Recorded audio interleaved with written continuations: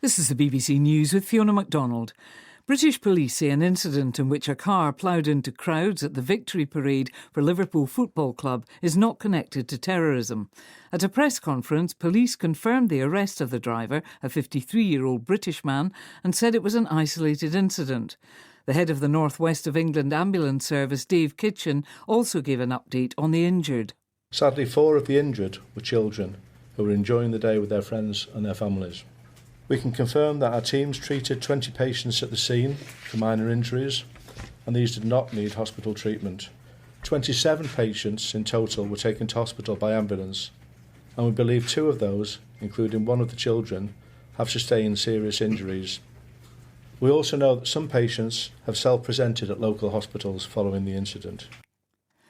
Hundreds of thousands had turned out to celebrate Liverpool's triumph in the Premier League. These eyewitnesses have described the horrific moment the driver rammed into the crowd. And then suddenly I heard it accelerate, I heard it rev its engine and it kind of accelerated a bit kind of forwards, so kind of further down the road. And then suddenly it started accelerating in the opposite direction and it rammed into the actual ambulance itself. So it was quite a loud kind of bang. People scattered like bowling pins.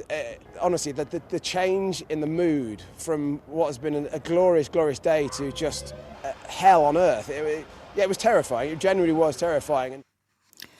A controversial aid supply group supported by the US and Israel says it has delivered truckloads of food to so-called secure distribution sites in Gaza.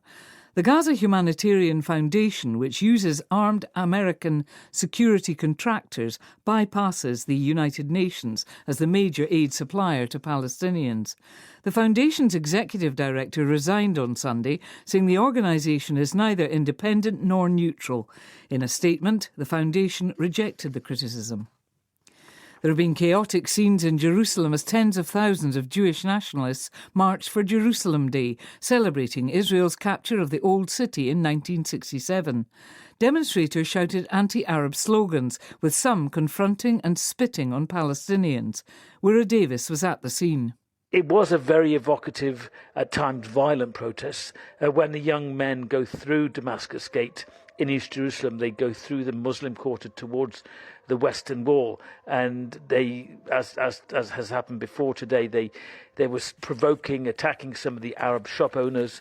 They had to close up early because of the danger. So the police did step in quite early and arrest some people, and other more secular Israeli political leaders condemned the violence. But it was a very emotional but a very big parade through Jerusalem. That was Wira Davis. You're listening to the latest world news from the BBC. A naval court in Greece has charged 17 coastguards over the deadliest migrant boat disaster in the Mediterranean Sea for a decade. Up to 650 people were feared to have drowned when the overcrowded Adriana fishing vessel sank in June 2023. Our Europe correspondent Nick Beak reports. The Greek authorities have always maintained they monitored the migrant boat but did not attempt to tow it because it was progressing steadily towards Italy. But 6 survivors told us the Coast Guard intervention sank their boat. Now the captain of the Coast Guard vessel that was in the area has been charged with causing a shipwreck, with his crew accused of being complicit. The then chief of the Greek Coast Guard, as well as the supervisor in the control room on land, have been charged with exposing others to danger. Ghana's foreign minister has temporarily closed the country's embassy in the US after an investigation uncovered an alleged scam targeting visa and passport applicants. In a statement, Samuel Okudzeto Ablakwa said a member of staff had allegedly created a link on the embassy's website, which diverted applicants to his own company. All the Ghanaian staff at the embassy have been recalled home.